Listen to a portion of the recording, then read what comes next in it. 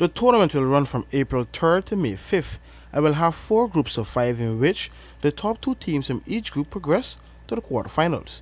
During the group stage, each team should play 4 matches. Speaking of the National Assembly, Mansour Nadir indicated that the online reason for the tournament is to edify the public of the role of the National Assembly and Parliament. The National Assembly has a program to promote the duties of members of Parliament, the work of Parliament, and in particular, to build a culture of democracy among people. People don't know we have done a lot of things. Our more important ones, some are listed in the social science textbooks. We have an annual program to work with children at Christmas time.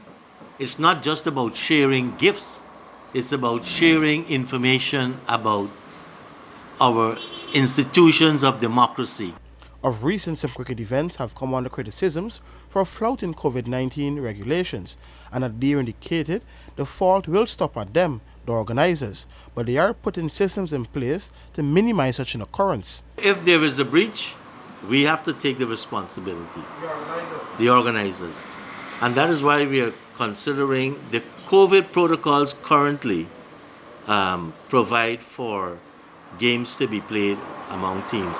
And then you have the GCB also has their arrangement with the National Task Force. We want to ensure that this is about conducting the game and not for spectators' live participation. A time will come for that, and that time will be after we have licked, I would say, COVID.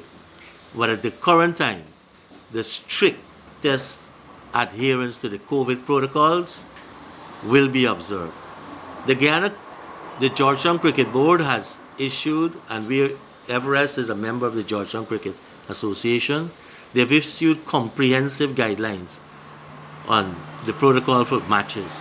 Their matches should have started last weekend. It is going to start this weekend. Last weekend we had a lot of rain. And so cricket was allowed between the 2 teams, but not for spectators. Secretary of the Ghana Cricket Board, Anand Sanasi, said the tournament has been won. They've been pondering for years, but due to the COVID-19 situation and the rainy weather late last year, they had to postpone. Ideally, Sanasi wants to use this tournament to feed players into franchises for the Cricket Ghana Inc. T20 tournament.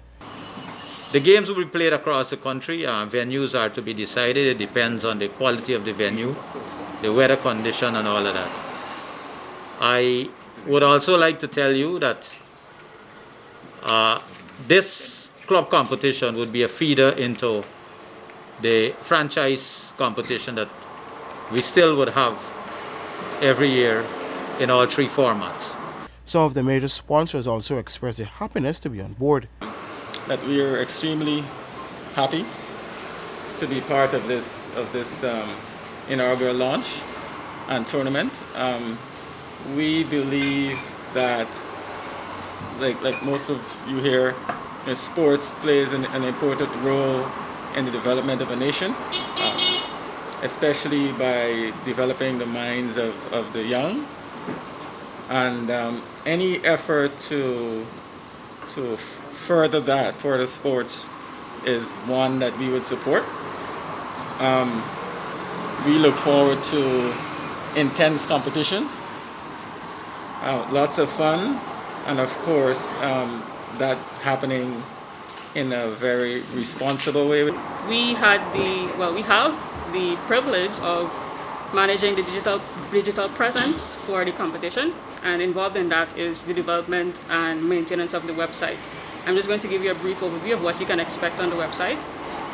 The address is cricket.gy, so if you search for cricket.gy, you'll be able to see that website. We have information ranging from information about the sponsors, general information about the competition.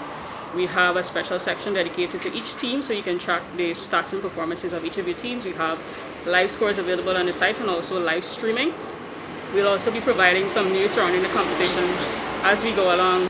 The winning teams will vie for a top prize of Guyana $1 million, while second to fourth will receive $500,000, $200,000, or $100,000 respectively. The most valuable player will also be awarded. For the newsroom, Akim Green.